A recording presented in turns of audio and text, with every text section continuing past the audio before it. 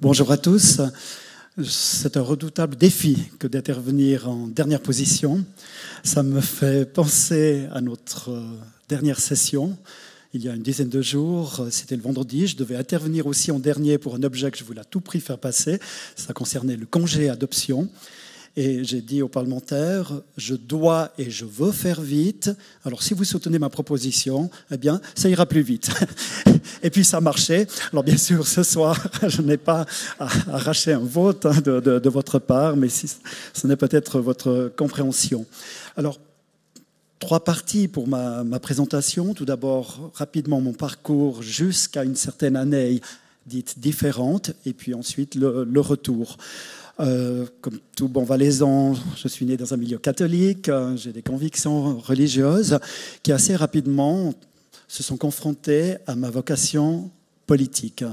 Une de mes premières préoccupations, lorsque j'étais jeune conseiller municipal, c'était est-ce qu'on peut être chrétien puis en même temps faire de la politique. Et assez rapidement, j'ai vu que c'était compatible, notamment si d'une part, si l'on rendait à César ce qui est à César, c'est-à-dire lorsque je traite, par exemple, là je siège à la commission santé et sécurité sociale du Parlement, eh bien, ce matin nous avons parlé d'allocation familiale.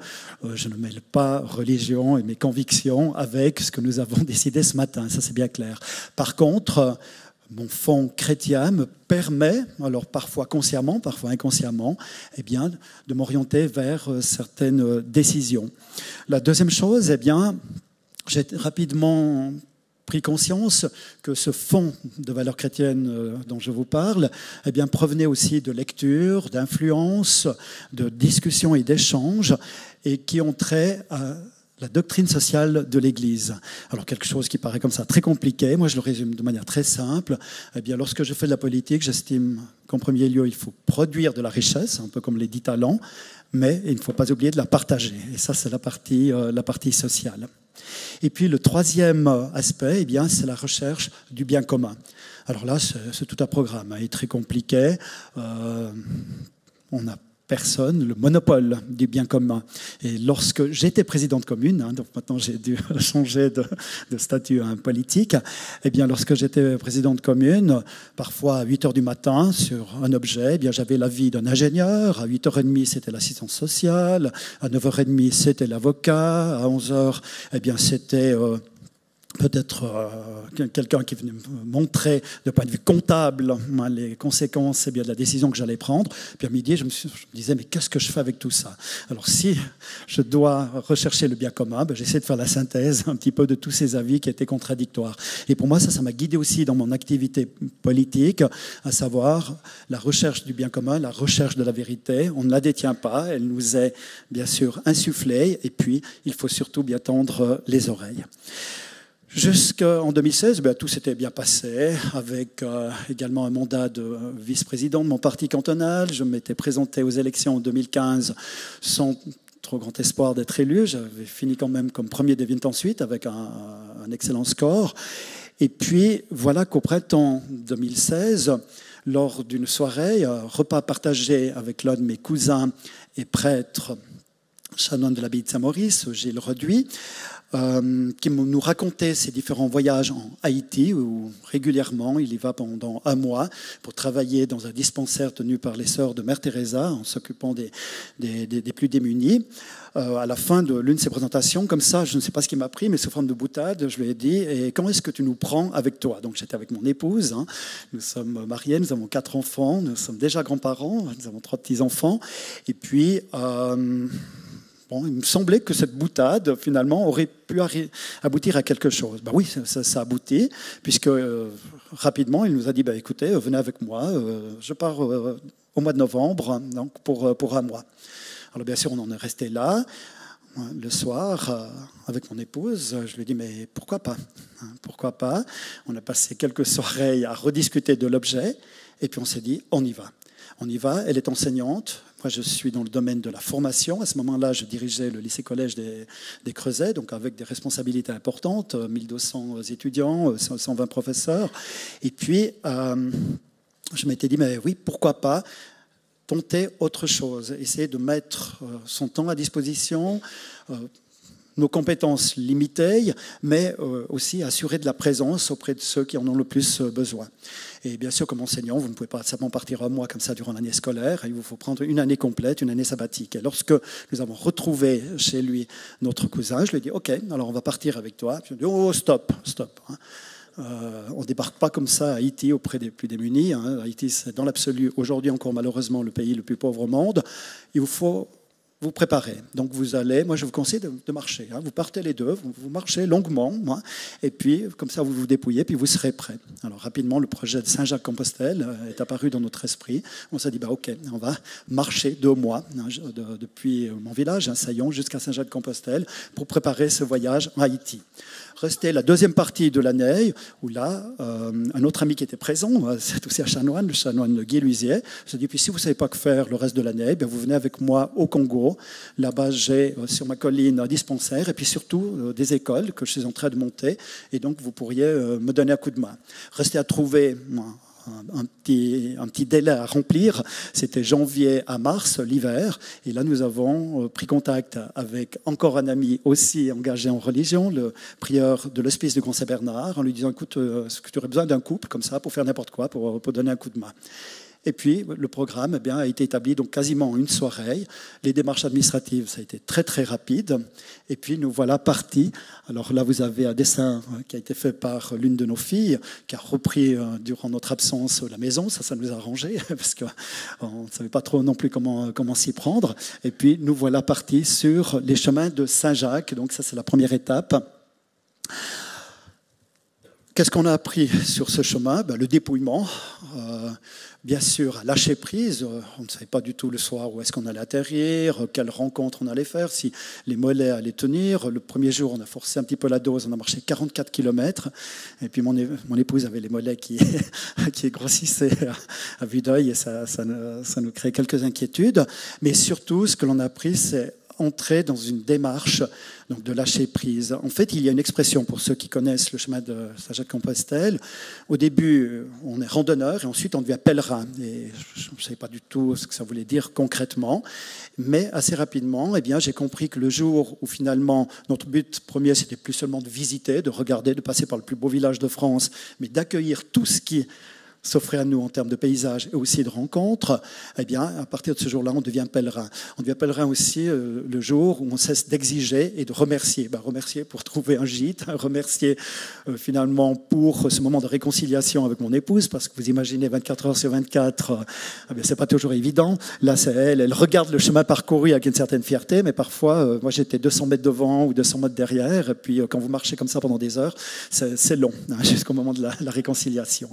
Je passe rapidement sur toutes les bonnes choses que nous avons apprises sur le chemin. Une chose est sûre, c'est que nous étions prêts à notre retour pour Haïti. Nous voilà accueillis au dispensaire des sœurs de Mère Teresa, qui avait rassemblé l'ensemble des malades plus ou moins valides qui pouvaient se tenir sur leurs jambes pour nous accueillir. C'était un accueil très chaleureux. Et puis le lendemain, on me met une blouse et puis des ciseaux et on commence à refaire les pansements, à mettre une sonde, à faire une perfusion, alors que j'avais aucune idée de ces actes-là. Et là, vraiment, on a touché peut-être aussi la misère que je distingue de la pauvreté. Donc vraiment des gens qui n'ont pas d'autre espoir que quelqu'un qui reste quelques instants avec eux, avant souvent de mourir. Des moments très très forts. Je me rappelle jusqu'à la fin de mes jours, le décès de Franzi dans mes bras. Il avait 13 ans. Le matin encore, il jouait. Il avait la tuberculose, puis il s'est pris une crise, mais vraiment quittant ce monde dans mes bras. Et ça nous a montré aussi la fragilité de la vie, le fait que finalement, là, on ne peut pas aussi faire grand-chose, si ce n'est offrir notre vie, offrir notre présence auprès des plus démunis. Et puis nous y avons rencontré aussi l'espérance. Alors énormément d'espérance. Ces malades nous ont donné parfois des coups de poing à la figure, dans le bon sens du terme, c'est-à-dire lorsqu'il faisait très chaud, c'était au mois de décembre pourtant, à 35 degrés, puis je me plaignais, et puis des malades disaient, mais non, écoute, le soleil nous donne tout, c'est ça qui fait pousser, j'ai pas besoin de m'habiller, etc. Alors, j'en restais complètement démuni. Ou alors, le malade que j'avais quitté parce que c'est c'est l'heure du repas. Et puis il me dit, non, reste. Ta présence, notre discussion est plus importante que le repas que je vais prendre. Enfin bref, il y avait énormément comme ça d'enseignements qu'on a pu retirer des plus démunis, qu'ils nous ont donné plus que ce qu'on a nous-mêmes donné.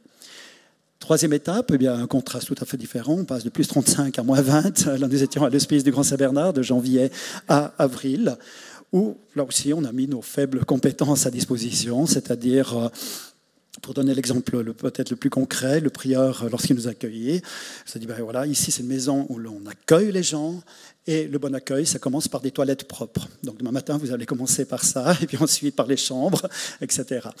Et là, j'ai pris conscience aussi de l'importance de ce que l'on fait chaque jour. Si on donne du sens à notre travail, quel qu'il soit, et que l'on tourne cela vers autrui, en disant ben voilà, ce que je fais est bon pour autrui, eh bien, il n'y a pas de travaux qui sont dégradants ou qui seraient trop humbles.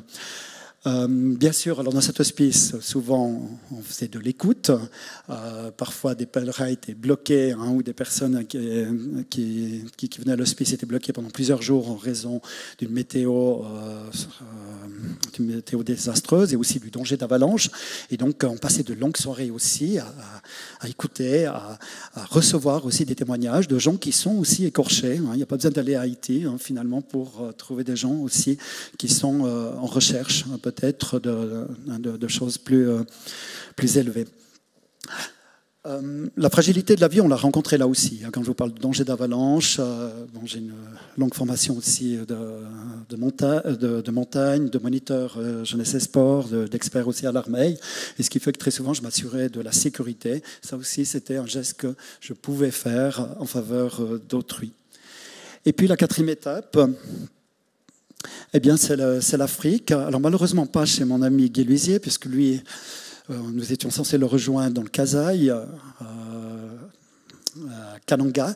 Et vous avez peut-être suivi l'actualité, la guerre civile a vraiment éclaté dans cette région. Et bien, au moment où on devait y aller, donc au dernier moment, on a renoncé à nos billets d'avion. Et puis, il n'y a pas de hasard aussi. Une rencontre que j'avais faite avec un ami recteur du canton de Genève m'a inspiré à lui téléphoner, à lui expliquer qu'on était en rade. Et il nous a dit, pas de souci, moi dans les 48 heures, je vous organise un séjour au Bénin où vous allez travailler dans des écoles que nous soutenons par notre fondation. Donc c'était vraiment le copier-coller de ce que je pensais retrouver au Congo. Et ça nous a permis aussi de nous investir, mon épouse et moi, pour la formation d'enseignants. D'abord, on a commencé par visiter et inspecter des classes et tenter de donner notre savoir-faire aux directeurs de ces classes. Et ensuite, nous avons formé en pleine brousse des jeunes enseignants qui actuellement, après 2 semaines ou 3 semaines de haute école pédagogique avec nous, sont en train de travailler et d'œuvrer auprès des élèves. Là, au Bénin, nous avons connu aussi le dépouillement, absence complète de confort. On vivait avec les stagiaires, donc une seule pièce pour dormir avec des colocataires, des margouillards, ces sortes de lézards, et puis des chauves-souris la nuit. Je vous passe sur les détails. Il y a de l'absence de confort, mais toujours avec beaucoup de bonheur quand on voyait ce que ces stagiaires ou alors ces enfants aspiraient de ce qu'on pouvait leur donner comme savoir-faire, partant du principe aussi que nous avons à transmettre aussi ce que nous avons peut-être de mieux.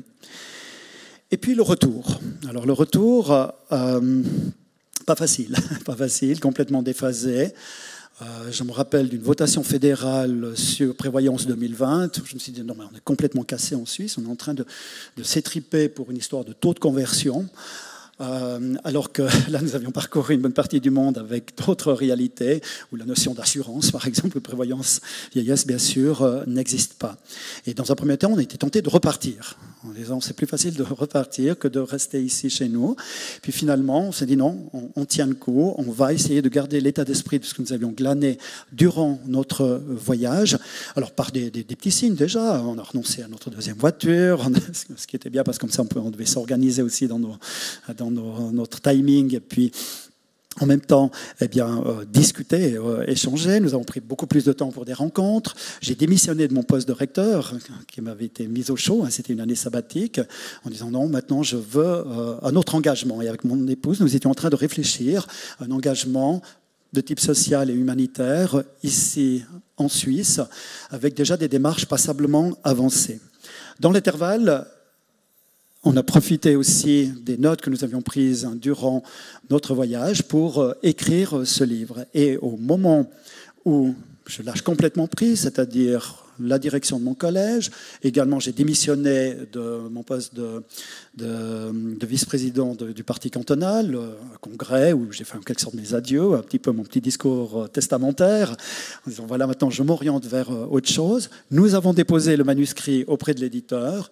Et à ce moment-là, eh bien, une actualité, alors plutôt tragique pour la personne concernée. Il s'agissait de Yannick Butet, où j'ai appris par les ondes eh bien, qu'il devait démissionner de son poste de conseiller national.